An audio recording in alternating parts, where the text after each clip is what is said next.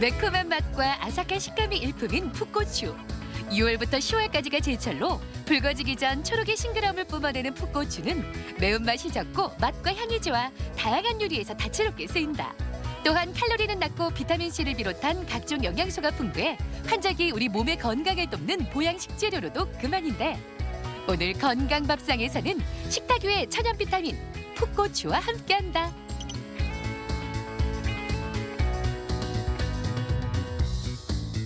고추는 한의학에서 날초라고 하는데요.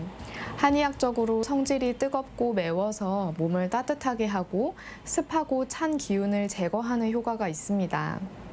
고추는 채소 중에서도 비타민 함유량이 굉장히 높은 편인데요. 비타민 A, B1, B2, C가 특히 많고 특히 비타민 C는 귤의 2배 이상을 함유하고 있습니다. 풋고추를 고를 때는 모양이 균일하고 표면이 매끈하며 짙은 녹색을 띠는 것이 좋은데 꼭지 부분이 마른 것은 피하도록 하자. 풋고추의 반전 매력 첫 번째는 아삭한 우엉을 비롯해 색색의 채소들과 풍성한 조화를 이루는 고추 잡채. 이어서 김치의 부재료가 아닌 주인공으로 활용되는 풋고추의 색다른 레시피 풋고추 김치도 만들어보자. 풋고추 하면 비타민C가 많아서 몸에 좋은 거를 잘 알고 계신데요. 보통 풋고추나 고추를 주 요리로 사용하지 않고 부재료로 사용하는데요. 오늘 고추를 이용하여 고추가 주인공인 고추 잡채를 만들어 보겠습니다. 같이 만들어 보시죠. 풋고추를 하루에 2~3개만 먹어도 일일 비타민C 권장량을 모두 채울 수 있다. 또한 풋고추 속 비타민C는 조리를 해도 캡사이신 덕분에 산화되지 않아 영양소 손실도 적은 편이다. 오늘의 첫 번째 요리인 고추 잡채. 먼저 풋고추와 붉은 고추를 준비해 꼭지 부분을 잘라낸 후 세로로 길게 썰어놓자. 그런 다음 고추 씨를 제거해 주는데 한쪽 손으로 고추를 잡고 숟가락을 이용해 위에서 아래로 긁어주면 씨가 쉽게 제거된다.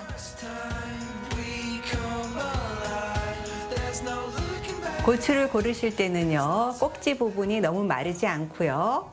껍질이 좀 빳빳하고 윤기가 반짝반짝 나는 게 좋겠죠. 오늘은 배를 갈라서 씨를 긁어냈는데요. 혹시 매운 걸 원하실 때는 청양고추를 하셔도 가능합니다. 잡채의 느끼함을 덜어주고 영양과 식감을 더해줄 양파와 우엉도 준비해 길게 채를 썰어놓자. 썰어놓은 우엉은 떫은 맛을 없애기 위해 끓는 물에 넣고 3분 정도 데친 후 채에 받쳐 물기를 제거한다. 이어서 간장과 맛술, 설탕과 물엿을 넣고 잘 저어가며 조림장도 만들어 놓는다. 데친 우엉을 냄비에 넣고 조림장을 부은 후 졸여주는데 이때 뚜껑을 덮어주면 우엉의 간이 더 잘 배어든다. 우엉이 충분히 익으면 뚜껑을 열고 남아있는 수분을 날리며 한 번 더 졸여준다. 오늘 고추 잡채에 저는 고기 대신 우엉을 넣는데요. 우엉을 잘 졸이시는 방법은 먼저 끓는 물에 한번 삶아서 쓴맛을 빼주시고요. 졸이실 때는 뚜껑을 덮어서 맛이 잘 배게 하고 마지막엔 뚜껑을 열어서 수분을 날리시면 됩니다. 이렇게 졸이셔서 김밥을 해 드셔도 맛있습니다. 요리의 주인공 고추는 길게 채를 썰어 준비한다. 그리고 썰어놓은 양파도 기름을 두른 팬에 소금 간을 해가며 볶아준다. 이어서 청고추와 홍고추도 고유의 색을 낼 수 있도록 따로따로 볶아준다. 이제 재료들을 섞는 일만 남았다.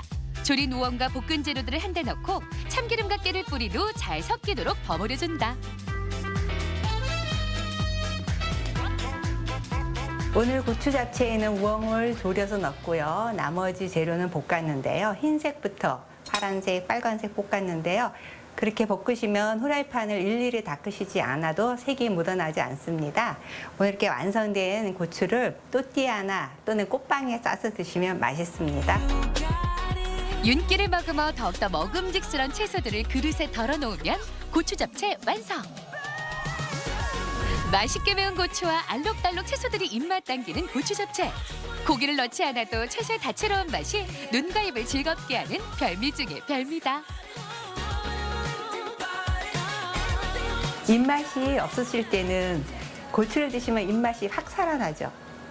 오늘 풋고추를 이용하여 입맛 살리는 풋고추 김치를 만들어 보겠습니다. 같이 만들어 보시죠. 풋고추의 매운맛 성분인 캡사이신은 지방의 분해를 촉진시켜 다이어트에 도움을 준다. 또한 고추씨에는 체내 노폐물을 걸러주는 불포화 지방산이 많이 들어있다. 오늘의 두 번째 요리인 풋고추 김치. 먼저 깨끗이 씻은 고추의 껍질을 바짝 자른 후 길게 배를 갈라놓는다. 이어서 한쪽에 물을 붓고 소금을 섞어 소금물을 만든 다음 풋고추를 절여놓는데 이렇게 하면 고추의 수분이 빠지면서 식감이 더욱 좋아지고 매운맛도 줄어든다. 오늘 고추김치를 절이실 때는요, 소금물에다가 약간 뜨거운 물을 섞어서 절이시면 빨리 절이실 수 있습니다. 고추김치를 한번 절이시는 이유는 입이 잘 벌어지고 찢어지지 않기 위해서 하는 겁니다. 풋고추 김치에 함께 할 당근과 고추는 2cm 길이로 채를 썰어 놓자.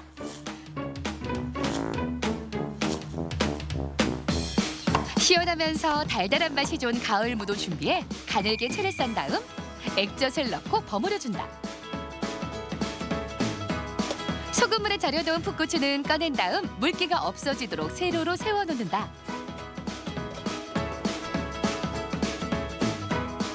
채 썬 무는 액젓에 한번 절여 놓으셔야지 부들부들해서 속 넣기도 좋으시고요. 소금물이 절인 고추는 한번 세워서 물기를 쭉 빼주셔야 됩니다. 찹쌀풀 반컵에 액젓과 생강청, 마늘, 설탕, 깨를 넣고 골고루 버무려준다. 그리고 썰어놓은 당근과 부추를 더한 후 되직하게 소를 만든다.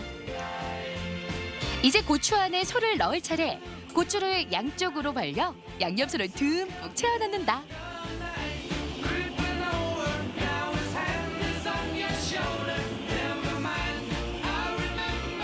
오늘 고추김치에 찹쌀풀은 물 한 컵에 찹쌀가루 한 큰술을 넣고 찹쌀풀을 만들었습니다.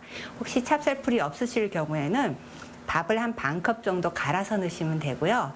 약간 샐러드 느낌의 고추김치여서 오늘 금방 드셔도 되고요. 하루 익혔다 드셔도 맛있습니다. 초록빛깔 고추 안에 빨갛게 물든 채소들이 식욕을 부르는 별미 중의 별미 풋고추 김치. 알싸하면서도 시원한 맛이 일품이다. 고추와 잘 맞는 음식은 더덕입니다. 고추는 지나치게 먹으면 몸에 과한 열을 만들어낼 수 있는데요. 반면 더덕은 체력을 도와주지만 성질이 다소 서늘한 편이라 고추의 이런 성질을 보완해 줄 수 있고요. 과한 열이 생기면 안 되는 자반증, 아토피 같은 면역 질환 환자분에게 추천드립니다. 우리 요리에서 빼놓을 수 없는 고추. 특히 풋고추는 붉은 고추에 비해 수분이 많아 식감이 아삭하며 씹을수록 달콤함과 매콤함이 우러난다.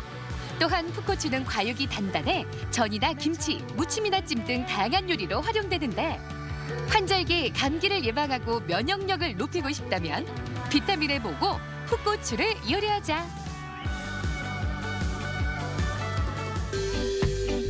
건강 플러스 인사드립니다. 안녕하세요. 김경섭입니다. 안녕하세요. 임보라입니다. 이 가을철에는 태양의 고도가 낮아지면서 우리 눈 속에 들어오는 자외선의 양이 많아집니다. 그래서 눈 건강에 더욱 주의를 기울여야 되는데요. 특히 이 장시간 이 자외선에 노출이 되면 각막뿐만 아니라 눈 속까지 깊숙이 이 자외선이 침투를 해서 우리 눈을 손상시킵니다. 그래서 백내장이라든지 황반변성 같은 안질환에 걸릴 위험이 더 높아진다고 하죠. 그렇습니다. 가을철에 눈 건강을 지키기 위해서는 선글라스가 필수인데요. 특히 이 선글라스를 고를 때에는 무엇보다 자외선 차단이 100% 되는 UV 코팅 렌즈를 사용해 주는 게 좋고요. 그리고 이 선글라스 색이 너무 진하면 동공이 커지면서 오히려 이 자외선 유입량이 늘어날 수가 있다고 합니다. 네, 하루 중 오전 11시에서 오후 1시까지가 자외선량이 가장 많은 시간대인 만큼 혹시 이 시간에 외출을 하신다면은 더욱 특별히 자외선 차단제를 꼼꼼하게 바르시고 선글라스, 모자, 양산까지 챙기시면 더욱 좋겠습니다.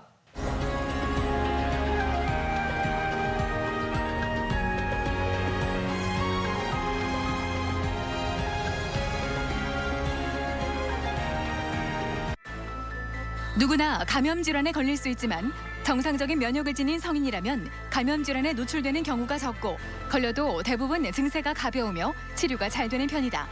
하지만 소아의 경우는 면역력이 약하기 때문에 유해 물질에 노출되더라도 성인에 비해 바이러스 침입이 쉬워 질병에 걸리기 쉬운 데다 진단이 늦어지면 중증 질환으로 진행해 생명을 위협할 수 있어 주의가 필요하다.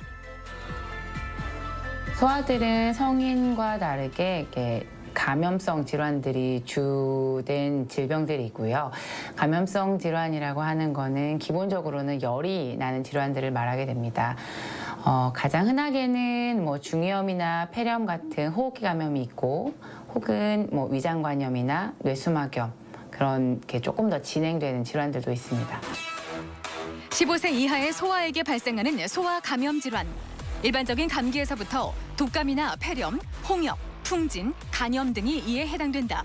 소아 감염 질환은 감염 질환의 급속한 진행을 막고 이로 인한 합병증을 줄이려면 조기에 진단하고 치료하는 일이 급선무다. 오늘 TV 주치에서는 방심할 수 없는 소아 감염 질환에 대해 자세히 알아본다. 일교차가 큰 환절기에는 갑작스러운 기온 변화로 생체 리듬이 깨지면서 각종 질환에 걸리기가 쉽습니다. 특히 어린아이의 경우에는 신체 조절 능력이 떨어지고 면역력이 약해서 더욱 취약할 수밖에 없죠. 맞습니다. 아이들은 특히 환절기에 감기 같은 바이러스 감염 질환, 그리고 수족구 같은 유행성 전염병을 조심해야 된다고 합니다. 그렇습니다. 이 소아에서의 감염 질환은 성인에 비해서 중증 질환으로 더욱 발전할 수 있는 만큼 각별한 주의가 필요한데요. 그래서 오늘 이 시간에는 가을철 많이 발생하는 소아 감염 질환에 대해서 살펴보겠습니다. 오늘 도움 말씀을 위해서 건양대학교 병원 소아청소년과 송영화 교수 나오셨습니다. 안녕하세요. 안녕하세요. 안녕하세요. 네, 오늘 주제가 소아의 감염성 질환인데 요즘 그 감염성 질환하면 코로나19가 먼저 떠오르긴 하죠. 이 소아에게 잘 나타나는 이 감염 질환은 어떤 것들이 있는지부터 짚어보죠. 네. 요즘은 정말 특별한 시대에 살고 있기는 한 것 같습니다. 저희가 그 코로나 바이러스 감염증이라고 하는 큰 감염 질환하고 싸우고 있는데, 그러면서 손 씻기나 마스크 같은 것들이 생활화되다 보니까 다른 감염성 질환들은 많이 줄었거든요. 예. 요즘 열이 나면 어쨌든 코로나 바이러스 감염증을 가장 먼저 생각하기는 하지만, 솔직히 소아에서는 그 코로나 바이러스 감염증의 발생 확진자 수나 아니면 치명률이 높지는 않고, 오히려 그 열이 나면서 그 코로나 바이러스 감염증에 의해서 숨겨져 있는 다른 질환들을 놓치지 않는 게 더 중요하다고 보셔야 될 것 같습니다. 코로나19 시대에 어딜 가나 열 온도를 또 체크하곤 하는데요. 사실 소아의 경우 말씀해 주셨듯이 다양한 감염 질환의 대표적인 증상이 발열이잖아요. 어떻습니까? 열이라고 하는 거는 기본적으로는 직장 체온이 38도를 넘는 경우를 말을 하게 되고요. 만 3세 이전에는 직장 체온을 재는 걸 권장을 하고 있습니다만, 워낙에 고막 체온계가 상용화되어 있기 때문에 저희가 직장 체온을 재는 경우는 많지는 않고요. 고막 체온계를 가지고 체온을 재는 거는 어린아이들에서는 직장 체온이랑 거의 같은 기준으로 보시면 될 것 같아요. 38도 기준을 보시면 되겠고, 해열제를 이제 먹이는 것들 때문에 보호자들께서 걱정이 많으시거든요. 네. 근데 이제 열이 날 때 해열제를 먹여서 정상 체온을 만들어야 된다라고 하는 거에 워낙 이렇게 열심이셔서 그래서 그러는 건데, 열이라고 하는 것 자체가 무조건 떨어뜨려서 정상 체온을 만들어야 되는 거는 아니고, 몸에서 생기는 면역 반응 때문에 생기는 그런 증상이라고 이해를 하셔야 될 것 같고요.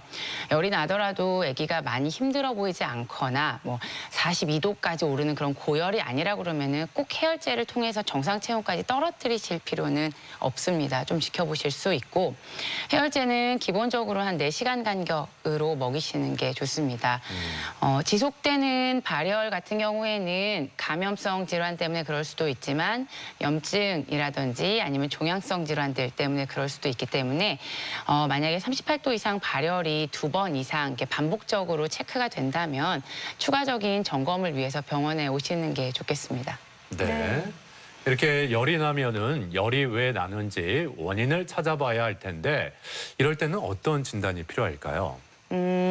열이 나면서 뭐 기침을 한다 그러면 저희가 뭐 감기를 의심하게 되고, 열이 나면서 설사를 한다. 그러면 위장관염을 의심하게 되고 그럴 수가 있는데 소아들 특히나 이제 어린 소아들 같은 경우에는 열만 나고 증상이 없는 경우들도 많이 있거든요. 그러니까 그런 경우에는 이게 열이 뭐 때문에 그러는지 증상만 가지고 알 수가 없기 때문에 검사들이 좀 필요할 수 있고 그 중에서는 이제 대부분은 바이러스 감염이지만 균열증, 뭐 요로 감염, 뇌수막염 같은 것들이 숨어 있는 경우들이 있기 때문에 혈액 검사나 소변 검사, 뇌척수액 검사 등 추가적인 검사들이 필요할 수 있습니다.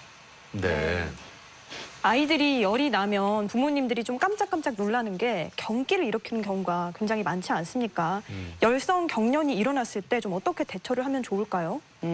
열성 경련이라고 하는 거는 이제 다른 원인들이 없이 열이 나면서 경련을 하는 경우들을 말하게 되는데요. 대부분은 이제 열이 나면서 갑자기 이제 전신에 강직이 생기고 그리고 눈이 한쪽으로 쏠리고 그러면서 이제 약간 이렇게 리드미컬하게 떤다고 그러죠. 그래서 이렇게 떠는 그런 양상을 보이는 게 전형적인 열성 경련의 양상이기는 하고요. 응급실에 소아들이 오게 되는 흔한 원인들 중에 하나입니다. 대부분의 열성 경련은 수초 이내에 끝나서 돌아오기 때문에 그때 경련하는 걸 멈추게 하려고 거기에 집중하시는 것보다는 뭐 넘어져서 머리를 부딪힌다든지 아니면 토한 것들이 다시 흡인이 되어서 폐 속으로 들어가거나 이러면서 흡인성 폐렴이 생긴다든지 이런 문제들이 생기지 않도록 하는 게 더 중요하기 때문에 네. 아기가 경련을 할 때는 고개를 옆으로 돌려서 토사물이 이렇게 밑 밖으로 빠져나올 수 있도록 해주신다든지 아니면은 바로 병원으로 데려오시는 게 더 좋겠고 열성 경련이 이제 반복적으로 발생을 하거나 아니면 경련한 이후에 뭐 이렇게 한쪽이 뭐 팔다리 힘이 빠진다든지 아니면은 뭐 아기가 이렇게 뭔가 정신이 완전히 돌아오지 않는다든지 그런 증상들이 있다면 그때는 추가적인 점검을 해야 될 수 있습니다. 대부분 아까 말씀드린 것처럼 수초 이내에 끝나기 때문에 크게 문제가 되지는 않는데 5분 이상 지속이 되면 뭐 항경련제나 이런 게 필요할 수도 있기 때문에 병원에 오셔야 되는 게 있겠고요. 가끔은 열이 나면서 경련을 할 수 있는 폐혈증이나 뇌수막염 같은 증상들이 숨어 있을 수 있기 때문에 추가적인 점검을 해야 될 수 있겠습니다. 그리고 열경기를 이제 했던 아이들은 다음에 열이 나면서 또 경기를 할 수가 있기 때문에 열이 시작되는 시점이거나 그럴 때 39도 이상으로 치솟는 것을 막기 위해서 한 37도 5분 정도쯤 됐을 때 미리미리 해열제를 먹여서 이렇게 천천히 오르도록 해주시는 게 중요합니다. 그렇군요. 네. 예. 또 그 열이 나는 질환 하면은 우리가 먼저 감기를 가장 떠올리게 되는데 이 부분에 대해서도 좀 자세히 설명을 해주시죠. 감기는 요새죠 이제 초가을부터 해서 이제 많이 발생하게 되는 질환이 되겠는데요. 네. 저희가 이제 감염 비염이라고도 부르게 되는데요. 바이러스 감염이나 이제 이런 것들에 의해서 이제 콧물이라든지 코막힘 같은 증상들이 유발이 되는 호흡기 감염이라고 보시면 될 것 같고요. 두통이나 근육통이 동반되는 경우들도 많이 있습니다. 고열이 생기는 경우는 드물어서 고열이 있는 경우에는 합병증 여부를 확인하는 게 중요하겠고요. 한두 달에 한 번 정도쯤은 아이들이 걸리는 것 같고 그리고 어린이집이나 아니면 유치원 같은 것들을 가게 되면 첫 해에 많이 걸리게 되는데 요새 같이 손 씻기나 마스크가 생활화되면서는 예년에 비해서는 확실히 적어진 것 같기는 합니다. 네. 사실 감기는 뭐 비교적으로 치료가 쉽지만 많이 두려워하는 게 바로 합병증인데요. 아이들은 이 감기로 인한 합병증으로 중이염이 올 수도 있다고요? 감기가 걸렸다가 나았는데 다시 열이 나는 경우에 확인을 해보면 중이염이 있는 경우들이 많이 있고요. 소아는 성인에 비해서 우선은 면역이 약하기 때문에 세균성 감염이나 이런 것들에 좀 취약하고 그리고 귀 인두관이라고 그래서 귀 중이 뒤쪽으로 해서 코까지 연결되는 그 길이 있는데 거기에 구조 자체가 성인보다는 좀 더 감염에 취약한 넓고 좁은 구조다 보니까 중이염이 잘 생기게 되거든요. 네. 귀를 들여다보면 여기 사진에서 보이는 것처럼 고막이 이렇게 부풀고 빨갛고 안에 화농성 이루가 차 있는 경우들이 있어서 이런 경우에는 이제 저희가 급성 중이염이라고 진단을 하게 되고 이런 경우가 이제 소아과에서 항생제 처방을 하게 되는 가장 흔한 질환이라고 보시면 되겠습니다. 어린 소아들은 급성 중이염이 보이면 항생제 치료를 바로 시작을 하게 되고 조금 더 나이가 있는 아이들은 39도 이상 고열이 나거나 뭐 이통이 48시간 이상 지속되거나 힘들어하면 항생제 치료를 하게 되고요. 3개월 이상 지속되는 중이염은 이 중이염 때문에 청력이나 이런 데 문제가 생길 수 있어서 추가적인 합병증이 생기는 경우들이 있기 때문에 이런 부분에 대한 점검이 필요할 수 있고, 그래도 그 폐구균이나 헤모필루스 인플루엔자에 같은 예방 접종이 이제 기본 접종으로 시작이 되면서 중이염의 발생률이 그래도 조금 줄어들기도 하고 도움을 좀 받는 것 같습니다. 네. 이 어린아이들이 감기에 걸렸을 때 부모가 더 신경을 써야 되는 이유 중에 하나, 바로 이 감기가 폐렴으로 또 발전할 수 있기 때문이겠죠. 네. 폐렴이라고 하는 거는 이제 폐 실질 조직에 이제 염증이 생기는 경우를 말하게 되고, 감염에 의한 경우가 가장 흔하기는 하고요. 흡인이나 알레르기에 의해서 발생하는 경우들도 좀 있습니다. 소아 같은 경우에는 바이러스나 그 미코플라즈마 균에 의한 그런 폐렴이 많이 있기는 하고요. 감기에 의해서도 열이 나는 경우들이 많이 있기는 합니다만, 3일 이상 고열이나 기침을 하게 되면 폐렴이 생긴 건 아닌지 의심을 좀 해봐야 되겠습니다. 폐렴이 의심이 되면 우선은 흉부 방사선 검사를 해서 거기에서 이제 폐에 염증이 생겼는지를 봐야 되는 게 중요하겠고요. 여기 사진에서 보시면 이렇게 심장의 이 경계가 불명확해지면서 염증이 퍼지는 이런 양상으로 보이게 되는 이런 양상을 보일 수가 있어서 이런 식으로 보이게 되면 폐렴이 생겼다라고 이해하시면 될 것 같고요. 항생제 치료라든지 이제 이런 것들이 필요한지 또 기간이 얼마나 되는지 이런 것들을 확인하기 위해서는 호흡기 바이러스 검사나 세균 검사들이 필요할 수 있습니다. 조절되지 않는 발열이나 기침 아니면 이런 것들이 너무 심해서 아이들이 잘 못 먹거나 이제 이렇게 되면 입원 치료가 필요할 수 있습니다. 네. 자, 건강 플러스 오늘은 이렇게 소아 감염 질환에 대해서 자세히 살펴보고 있습니다. 그럼 이번에는 직접 병원을 찾아가서 환자들의 이야기를 들어보고 진단법과 치료법에 대해서 살펴보겠습니다. 화면으로 만나보시죠. 감염 질환은 눈에 보이지 않는 작은 미생물이 인체에 침입하는 것으로 미생물에 의한 독성과 이에 대항하는 면역계의 상호작용에 의해 발생한다. 같은 질환이라 하더라도 나이에 따라 발생하는 증상이나 그 정도가 다를 수 있으며 감염력 또한 다른데, 소아의 경우 유치원이나 학교에 밀집해 공동 생활을 하기 때문에 성장 과정에서 수많은 감염병이 발생하게 되고 간혹 치명적인 손상을 입기도 한다. 아이가 어떻게 아파서 오셨어요? 애가 약을 먹어도 이제 그 기침이 낫지 않아서 이제 찾아오게 됐습니다. 아기 혹시 열도 나나요? 네, 어제 저녁부터 열이 좀 나는 것 같고 기침도 좀 하는 것 같은데요. 혹시 가족분들 중에는 열 나거나 기침하거나 그러는 분은 있으신가요? 아니요, 특별히 뭐 아이 빼고는 열 나는 사람은 없는데요. 발열은 호흡기 감염이나 위장관염에 의한 경우가 많으며 특히 바이러스성 질환은 계절에 따른 유행 양상이 있어 가족이나 주변에서 비슷한 경우가 있는지 등을 확인해야 한다. 아기는 기침을 한다고 하고 감기로 치료를 받았던 아이였는데요. 열이 동반이 되면서 증상이 심해졌다고 오셨고 검사를 보니까 엑스레이 상에서 오른쪽으로 해서 폐렴이 동반이 되어 있었습니다. 혈액 검사나 이런 거 상에서는 다행히 크게 문제 있거나 그렇지는 않았지만 나이나 이런 것들을 봤을 때는 요새 유행하는 마이코플라즈마에 의한 폐렴일 가능성이 좀 있어 보입니다. 호흡기를 통해 침투한 마이코플라즈마균에 감염돼 발생하는 질환인 마이코플라즈마 폐렴. 면역력이 낮은 영유아나 소아에서 주로 나타나는데 고열과 기침, 피부 발진이나 관절 통증을 주 증상으로 한다. 염증 유발 물질 때문에 면역계에 이상이 생겨 피부염이나 뇌수막염과 같은 합병증이 생길 수 있는 만큼 조기에 치료가 필요한데, 치료법으로는 항생제와 함께 스테로이드 항염증제를 병합해서 사용하기도 한다.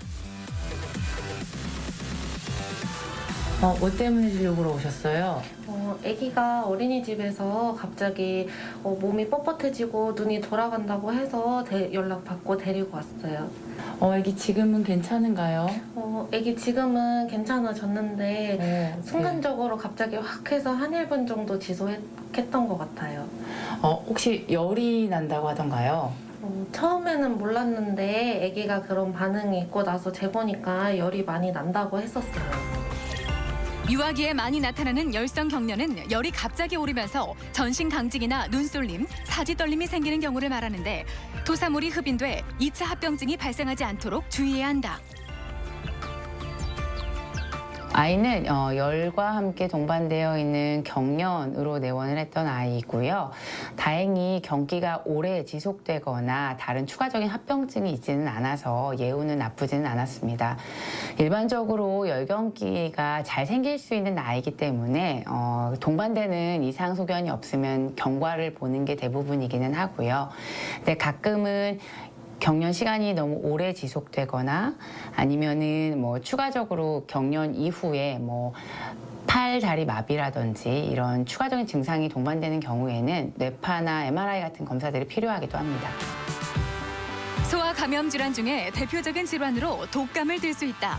갑작스런 고열과 두통, 근육통, 전신 쇠약감 등 전반적인 신체 증상이 동반되면 독감을 의심해야 하는데 독감은 우리나라를 비롯한 전 세계에서 발생하며 계절 구분이 있는 지역에서는 매년 겨울에 소규모로 유행한다. 유행 시기에 앞서 인플루엔자 예방접종을 미리 하는 것이 좋으며 소아와 같은 합병증의 위험이 있는 고위험군의 경우는 반드시 접종을 해야 한다. 아무래도 아이들이 조금 더 열이 잘 날 수 있는 상황이기는 하고 면역력이나 이런 것들이 성인에 비해서 좀 약하다 보니까 똑같은 감염성 질환이 생기더라도 그 진행이나 이런 것들이 더 빠르거나 혹은 진행 경로가 조금 더 심각한 경로로 진행되는 경우들이 많기 때문에 조기에 치료하는 것이 아이들 예후에 훨씬 더 좋다고 생각이 듭니다. 흔히 아이들은 아프면서 자란다는 말이 있다. 어린 시절에는 면역력이 약해 바이러스나 세균에 노출돼 감염 질환에 걸리기 쉽지만 균과 싸우는 과정의 반복을 통해 면역이 생기면서 이후 건강하게 성장할 수 있다는 말이다. 하지만 자칫 질병의 진단이 늦어질 경우 합병증이 생기거나 치명적인 손상을 입을 수도 있는 만큼 세심한 주의가 필요한데 소아 감염 질환 조기에 발견하고 치료해 우리 아이들을 합병증의 위험으로부터 보호하자. 네, 병원을 찾아가서 환자들의 이야기도 들어봤는데요. 계속해서 소아 감염 질환 중에 독감에 대해서 알아보겠습니다. 네, 독감 혹은 인플루엔자라고 저희가 부르게 됩니다. 고열이 나고 근육통이 있고 그리고 오한이 난다 이제 이런 것들과 면역 상태에 따라서는 이게 치명률이 높기도 해서 뭐 폐렴이나 이런 것들에 의해서 좀 안 좋은 경과를 겪을 수도 있기 때문에 중요한 질환으로 보고 있습니다. 독감은 말씀드린 것처럼 뭐 폐렴이나 이제 세기관지염 이런 합병증이 발생하는 경우들이 많이 있고 그런데 심한 경우에는 뭐 뇌염이나 뭐 길랑바레라고 알려져 있는 그런 신경학적인 합병증이 발생할 수도 있기 때문에 중요하고 매년 유사한 시기에 발생을 하면서 심각한 합병증이 발생할 수 있다. 그러니까 예방접종이 중요한 질환이라고 이해하시면 될 것 같습니다. 대증요법으로 정상적인 면역을 갖고 있는 아이들은 치료가 되거든요. 치료가 되는데 이제 좀 면역이 약하거나 좀 심한 경과를 겪게 되는 경우에는 항바이러스제가 필요하기는 하고요. 인플루엔자 바이러스는 그 증식 과정에서 변이를 계속 일으키기 때문에 매년 유행하는 균주가 좀 달라요. 그래서 매년 예방접종을 하게 되는 거고요. 이게 이제 인플루엔자 유행 시기를 나타낸 그래프고요. 보시면은 이때가 한 12월쯤이에요. 그래서 12월경부터 해서 이제 시작을 해서 이제 피크가 되었다가 한 3월 정도쯤 이때쯤 줄어들기는 하는 양상이고 보시면 이제 이게 조금씩 시간이 지날수록 조금 늦춰지는 경향이 있어서 뭐 작년 같은 경우에는 12월이 아니라 1월 초까지도 약간 그 발병 시기가 늦춰지는 경향이 좀 있다라고도 이야기가 되고 있고 또 2018년에서 19년 절기쯤에는 한 4월쯤, 3, 4월쯤에 한 번 더 2차 피크가 B형 독감이긴 했었는데 있었다라고 하는 게 있어서 이 독감 예방 접종을 하는 시기가 되게 중요하거든요. 근데 이제 독감 예방접종은 맞고 난 다음에 면역력이 획득이 될 때까지 한 2에서 4주 정도 시간이 걸리기 때문에 또 너무 늦게 맞는 거는 도움이 안 돼서 뭐 예를 들어서 12월에 이제 피크가 된다라고 하면 그거보다 한 2개월, 2주에서 4주 정도 먼저 맞아야 이 피크 시기에 면역력이 제대로 제대로 활성화되어서 독감을 넘어갈 수 있다라고 이해를 하시면 될 것 같고요. 2차 피크가 되는 한 4월쯤 되면은 면역력이 이렇게 떨어지면서 그때쯤에는 이제 백신을 맞은 거에 대한 효과를 못 볼 수가 있거든요. 예. 그래서 너무 이른 접종도 추천을 드리지는 않습니다. 그래서 저는 이제 이런 경우에는 대부분은 한 10월 말쯤 맞추시는 게 좋겠다라고 말씀을 드리기는 하고요. 네. 그렇다면 독감 이외에 아이가 열이 계속 나고 또 심한 두통을 호소한다면 어떤 질환을 의심해 볼 수 있을까요? 발열, 두통, 구토라고 하면 이제 그게 이제 저희가 말씀드리는 뇌수막염의 3요소라고 말씀을 드립니다. 그래서 네. 뇌수막염이라고 하는 거는 뇌를 싸고 있는 막에 염증이 생기는 거기 때문에요. 그 뇌막에 염증이 생기면 뇌압이 올라가게 되고 뇌압이 올라가게 되면 이제 그거에 의해서 그 머리가 아프고 그리고 토하고 이런 증상이 발생할 수 있습니다. 그래서 이제 뇌수막염의 3요소라고 이야기를 하게 되고요. 대부분의 뇌수막염은 바이러스에 의해서 발생을 하게 되고 흔한 바이러스들은 수족구, 볼거리, 헤르페스 바이러스 등이 있을 수 있어서 이런 것들에 의해서 발생하는 경우가 많이 있고요. 근데 그 중에서 이제 세균성 뇌수막염이 있는 경우들도 많이 있고요. H 인플루엔자에 의해서 이제 발생하는 뇌수막염은 이제 저희가 뇌수막염 예방 접종이라고 알고 있는 그 예방 접종을 맞으면서 많이 감소를 했습니다. 바이러스성 뇌수막염은 대부분은 대증요법에 의해서 좋아지기 때문에 경과를 보고 그냥 이렇게 입원을 꼭 하지 않고 볼 수는 있는데 열이 너무 많이 나거나 아니면 세균성 뇌수막염인 경우에는 2차적인 문제가 발생하거나 그러는 경우들도 있어서 추가적인 점검이나 이제 검사가 필요할 수 있고요. 요건 이제 뇌수막염에 의해서 발생하는 2차적인 이제 뇌염 사진이긴 합니다. 물론 이 사진은 헤르페스 바이러스에 의해서 생기는 뇌염 사진이기는 하고 바이러스성 뇌수막염들이 대부분은 문제가 없지만 헤르페스 바이러스는 좀 경과가 심한 바이러스이긴 하거든요. 그래서 이렇게 머리 MRI가 있고 요 안에 이렇게 하얗게 병변이 발생을 하는데 이게 뇌 안에 병변이 발생할 정도로 심한 뇌염이 동반될 수 있는 질환이기 때문에 뇌수막염도 그렇게 쉽게 이렇게 넘어갈 수 있는 건 아니라서 주의 있게 봐야 되는 질환입니다. 자, 그리고 흔히 식중독이라고 하는 위장관염, 여름뿐만 아니라 지금처럼 이렇게 환절기 또 가을철에 좀 많이 발생을 한다고요. 네. 식중독이랑 위장관염은 정확히 말하면 약간 다르기는 한데요. 네. 이제 식중독은 오염된 음식을 먹고 그 안에 있는 독소 때문에 생기는 위장관 증상, 위장관염이라고 이해하시면 될 것 같고요. 예.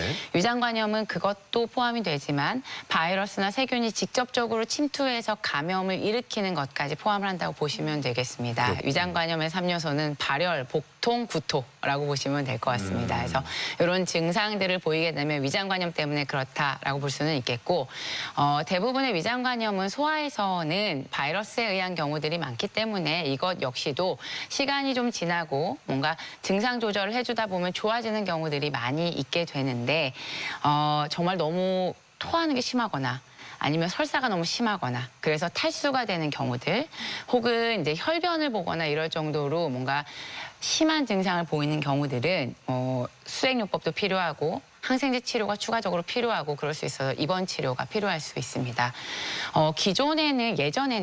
예전에는 이제 뭔가 시기를 좀 제한을 하고 분유를 먹는 아기들 같은 경우에는 분유를 묽게 타거나 이러는 것들 이런 것들도 이야기를 해서 시기 조절을 하는 것도 위장관염의 치료의 일부로 봤었는데요. 지금은 그렇지는 않고 최근에 권장되는 것은 최대한 빨리 기존 시기로 돌아가라. 이기 때문에 기존에 먹던 것들을 이렇게 유지해 주는 게 좋고요. 다만 너무 기름진 거라든지 아니면 그 과당이 많이 들어있는 그런 과일 주스 같은 것들은 증상을 좀 심하게 할 수는 있어서 그런 것들은 일시적으로 좀 피해 주시는 게 좋습니다. 네. 또 가을철이면 찾아오는 불청객이 있죠. 수두인데요. 수두에 대해서 좀 자세히 설명해 주시죠. 호흡기 분비물, 그러니까 수두 환자가 이제 기침을 하거나 그래서 나오는 호흡기 분비물이 공기 중에 떠 있다가 그것이 이제 전파가 되거나 아니면 수두 때문에 생기는 그런 피부 발진들에서 나오는 수포액이 직접적으로 전파가 되면서 접촉이 되면서 전파가 되게 됩니다. 열이 먼저 나고 그러다가 피부 발진이 이제 나면서 그렇게 병이 진행을 하게 되고요.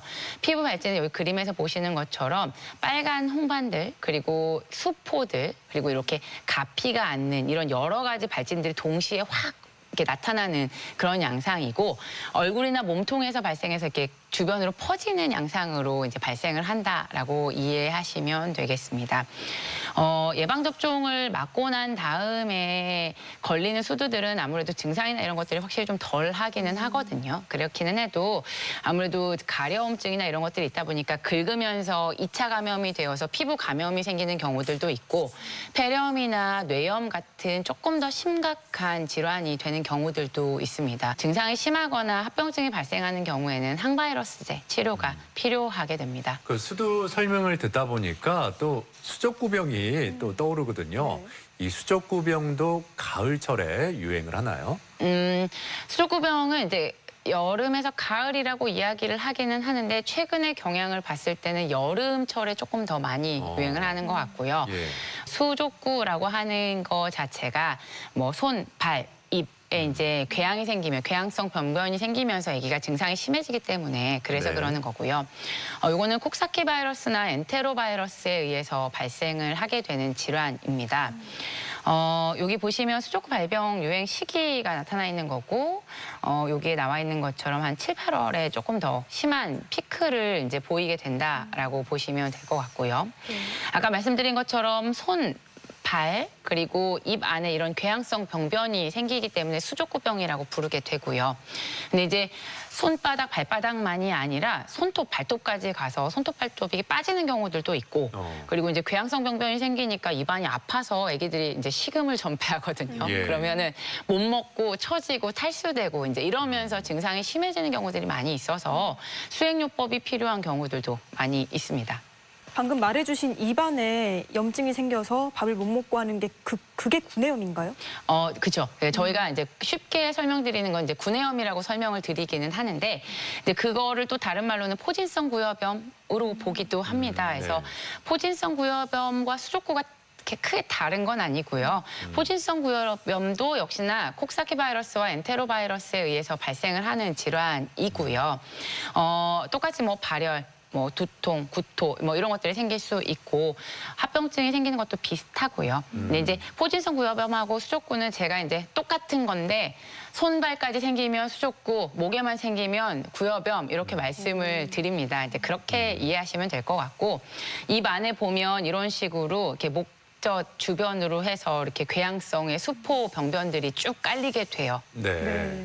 아무튼 그 앞서 말씀해주신 그 두 질환은 합병증을 더 조심을 해야겠네요. 예. 네네. 이제 콕사키 바이러스나 엔테로 바이러스가 둘 다 그 목 안의 점막이나 혹은 위장관 쪽의 점막에서 증식을 주로 하기 때문에 위장관염이나 이런 증상들을 많이 유발을 하게 되는 거는 맞고요. 흔하게 발생을 하지만 이 두 바이러스가 워낙에 좀 독합니다. 독해서 단순히 거기에서 끝나는 게 아니라 뭐 뇌염이나 뇌수막염 혹은 심근염 같은 식으로 좀 심각한 합병증으로 진행을 하는 경우들도 많이 있어서 네. 진행 경과를 좀 조심해서 봐야 되는 그런 질환이라고 보시면 되겠고요. 자, 그러면 이 외에도 또 가을철에 주의해야 할 좀 이 호흡기 감염 질환이라고 하면 어떤 게 있을까요? 지금부터 이제 시작을 이제 본격적으로 할 것 같아요. 이제 호흡기 세포 융합 바이러스, 이제 RS 바이러스라고 부르는 요 바이러스 감염이 이제 시작이 좀 될 거고요. RS 바이러스는 12개월 이전 영아에서 주로 발생을 하게 되는데, 요때 이제 세기관지염이나 폐렴을 많이 일으키게 됩니다. 아무래도 어린 영아들에서 발생하는 세기관지염이나 폐렴이기 때문에 큰애들한테 걸리는 것보다는 증상이 심하고 추가적인 문제들이 있어서 입원율이 높은 질환이라고 보시면 될 것 같고요. 정상 면역을 가진 아이들은 세기관지염이나 폐렴에 걸리더라도 대부분은 잘 넘어가게 되기는 하는데 이제 뭔가 미숙아라든지 이런 아이들은 좀 증상이 심할 수 있어서 좀 중요한 질환이라도 볼 수 있습니다. 유행 시기는 지금 이제 10월에서 3월 사이에 주로 유행을 하게 된다라고 보고되어 있기 때문에 이제부터 발생을 할 거라고 예상은 하고는 있는데, 아까 말씀드린 것처럼 정상 면역을 갖고 있는 애들은 증상 조절이나 대증요법으로 좋아질 수 있습니다만 미숙아로 태어나서 뭐 기관지 폐이형성증이라든지 이런 걸로 폐가 약하거나 아니면 선천성 심장 질환이나 이런 것들을 갖고 있는 애들은 RS 바이러스에 굉장히 취약하거든요. 그래서 산소 치료가 필요하거나 인공호흡기 치료나 이런 것들이 필요할 수가 있어서 굉장히 주의가 필요하고 이런 경우에 아이들을 위해서 이제 나온 예방이라고 하는 게 이제 시나지스라고 부르게 됩니다. 이거는 일반 예방 접종하고는 조금 다르고요. 이거는 RS 바이러스에 대한 항체라고 보시면 됩니다. 그래서 요 유행 기간에 한 달에 한 번씩 항체를 몸에 넣어서 요 기간을 넘어갈 수 있도록 도와주는 그런 치료라고 보시면 되겠습니다. 대전 MBC 건강플러스 오늘은 소아 감염성 질환에 대해서 알아보고 있는데요. 자, 이번에는 소아 감염성 질환의 오해와 진실을 OX로 풀어보도록 하겠습니다. 네. 자, 먼저 수두나 수족구병은 어린 아이들에게만 나타난다. O일까요, X일까요? X입니다. 네네. 제가 이제 조금 정확히 말씀을 드려야 될 것 같아서 확인을 좀 해봤었는데 네. 실제로 뭐 질병관리본부나 이런 데에서 보고된 걸로 보면 성인들도 발병률은 있기는 하고요. 예. 근데 물론 20세를 기준으로 해서 그 전에는 뭐 1000명 단위에서 10만 명당, 인구 10만 명당 1000명 단위에서 그 이후에는 뭐 한 10명 단위, 한 8, 90명 정도 발생하는 걸로 발병률이 확 떨어지기는 합니다만 예. 성인에서도 발생을 하고 또 나이가 좀 드신 분들은 면역력이 떨어져서 그런지 발병률이 좀 더 올라가기도 하더라고요. 네. 소아 비염이 반복되면 중이염이 올 수가 있다. O일까요, X일까요? X입니다. 알레르기에 의해서 이제 비염에 의해서 중이염이 생긴다라고 이야기하기는 어렵고요. 중이염이 잘 생기는 아이들 혹은 호흡기 감염이 자주 생기는 아이들 같은 경우에는 아무래도 알레르기 성향이 있는 경우들이 있고 또 잦은 호흡기 감염은 알레르기 성향을 만들기도 하기 때문에 그것 때문에 이제 그 아이들이 그 비염이 있으면 중이염이 잘 생긴다라고 오해를 하실 수 있는데요. 네. 그렇지는 않고요. 한 가지를 좀 더 말씀드리자면 이제 알레르기 성향이 있는 아이들 같은 경우에는 이제 목 뒤쪽으로 해서 이제 아데노이드라고 그래서 이제 편도처럼 생긴 게 이제 있는데 그 아데노이드가 아까 말씀드렸던 그 귀에서 코로 연결되는 귀 인두관을 막기 때문에 중이염이 잘 생길 수 있는 그런 위험성이 있기는 합니다. 자, 다음 질문입니다. 수두 예방 접종을 하면 이 수두에 절대 걸리지 않는다. 맞는 얘기일까요? 잘못된 얘기일까요? 이거는 X죠. 예방접종은 질병이 안 걸리게 해주는 게 아닙니다. 예방접종은 몸에 이제 균을 넣어주거나 이제 이런 식으로 해서 아이에게 균을 노출시키는 거고 그래서 균과 싸울 수 있는 힘을 길러주는 거라고 이해하시면 되겠습니다. 말하자면 이제 균이랑 만나는 거죠. 그래서 다음번에 만났을 때 어떻게 해야 잘 싸우는지를 가르쳐주는 게 예방접종이기 때문에 예. 걸리지 않는다가 아니라 잘 싸우게 해준다라고 이해하시면 되겠습니다. 네. 자, 이렇게 소아 감염성 질환에 대해서 자세히 알아봤고요. 계속해서 시청자 여러분의 궁금증도 하나씩 짚어보겠습니다. 아이 발에 점처럼 발진이 여러 개 있는데 혹시 수족구병인가요? 수족구병이라면 격리 기간은 어느 정도인지 궁금합니다. 아이 발에 작게 점처럼 이렇게 포진이 발생했을 때 수족구병 아닌가 하고 겁먹으실 것 같은데 어떤가요? 네, 올 여름은 그냥 잘 넘어간 것 같은데 이제 작년까지만 해도 이렇게 여름에 수족구라고 하는 거에 굉장히 겁이 다들 많으셔서 특히나 또 어린이집 같은 데는 번지면 안 되니까 손발에 막 뭐만 나면 병원에 오셔갖고 수족구인가요? 라고 많이 물어보시거든요. 근데 아까 이제 사진을 보셨겠지만 그 수족구 병변은 궤양성 병변이기 때문에 약간 수포처럼 보이고 이렇게 약간 이렇게 좀 심하게 진행하는 그 피부 병변 같은 그런 양상이라서 일반적으로 저희가 보는 발진하고는 조금 다른 모양새를 가지고 있기 때문에 발진이 생겼다고 해서 무조건 수족구라고 생각하실 필요는 없을 것 같고요. 격리 기간은 이제 수족구 바이러스인 뭐 엔테로나 콕사키 바이러스 자체가 워낙 그 생존 기간이 길어서 호흡기 분비물에서는 한 3주까지 그리고 뭐 분변에서는 길게는 뭐 한 2~3달까지도 나올 수 있다라고 되어 있기 때문에 뭐 그 기간 동안 격리를 한다라고 하는 건 불가능한 일일 것 같고요. 그러니까 저는 이제 호흡기로 인한 전파는 쉽기 때문에 이제 열나거나 기침하거나 그럴 때는 격리를 하셔야 된다라고 말씀을 드리고, 그 기간이 지나고 나면 분변 처리나 이런 것들은 손 씻기를 잘하면 예방이 되는 거기 때문에 그 기간은 이제 손 씻기나 이런 것들을 주의하셔라라고 설명을 드립니다. 환절기에 아기들이 뇌수막염이나 감기에 잘 걸리는 걸로 알고 있었는데요. 그러면 이 두 질환을 구분할 수 있는 증상들은 어떤 게 있을까요? 네, 뇌수막염과 감기 이 증상으로 이렇게 구별을 할 수 있을까요? 뇌수막염은 뭐 아까 말씀드린 것처럼 3대 증상, 네, 발열, 두통, 구토가 우선은 주된 증상이기 때문에 일반적인 감기들은 그래도 막 고열이 나거나 아니면 막 계속 토하거나 머리를 심하게 아파하거나 그러진 않으니까 증상의 정도 차이가 좀 있을 것 같고요. 그리고 이제 뇌수막염은 뇌막 자극 증상이 있기 때문에 뭐 머리가 아프다, 토한다 그것만은 아니고 뭐 뒷목이 좀 뻣뻣하다든지, 그리고 토할 때도 그냥 토하는 게 아니라 막 수시로 막 토하거든요. 그래서 네. 그러는 양상이 있어서 이거는 그냥 감기 아닌데? 라고 느낌이 있으실 것 같아요. 네. 자, 그럼 끝으로 소아 감염성 질환에 대해서 가장 중요한 점을 요약해 주시면 좋을 것 같은데요.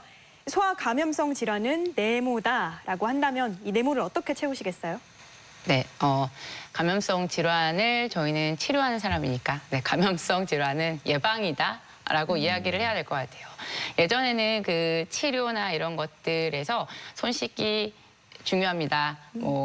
그 전염이 되지 않도록 하는 거 중요합니다라고 말씀을 드렸지만 실제로 겪어보지 못했는데 요새 코로나 때문에 워낙 손 씻기 마스크 잘 하시는데 그러고 났더니 진짜 감염률이 확 떨어졌거든요. 그러니까 눈에 띄게 감염성 질환이 줄은 걸로 봐서는 이런 손 씻기나 그리고 마스크를 하는 전파 예방이 매우 중요하다라고 생각이 들고, 또 예방 접종도 매우 중요하기 때문에 감염성 질환은 예방이다라고 말씀드리겠습니다. 네. 자, 대전 MBC 건강 플러스 오늘은 이렇게 소아 감염성 질환에 대해서 자세히 알아봤습니다.